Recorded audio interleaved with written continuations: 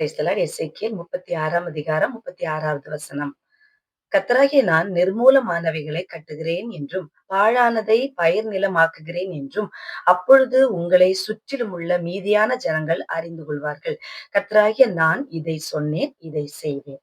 ஆண்டவராகிய தேவன் சொல்கிறார், நான் நிர்மூலமானதை கட்டுவேன், பாழானதை பயிர் நிலமாக்குவேன் என்று உங்களை சுற்றி இருக்கிற மீதியான ஜனங்கள் அவர்கள் பார்ப்பார்கள், அவர்கள் அறிவார்கள் என்று ஆண்டவர் சொல்கிறார். நான் தான் இதை சொன்னேன். நானே இதை செய்வேன். ஆண்டவர் சொன்னதை யாராலும் தடுக்க முடியாது.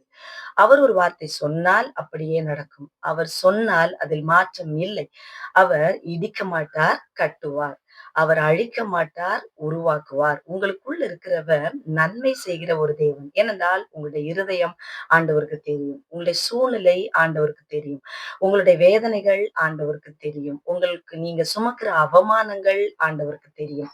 ஆனால் இந்த வசனத்தில தெளிவாய் கர்த்தர் சொல்கிறார், நான் நிர்மூலமானதை கட்டுகிற கர்த்தர். அதாவது அழித்து போடப்பட்டதை மனுஷனால் அழிக்கப்பட்டதை நான் கட்டுவேன் என்று ஆண்டவர் சொல்கிறார். இதை அநேகர் காணும்படி ஆண்டவர் செய்வார்.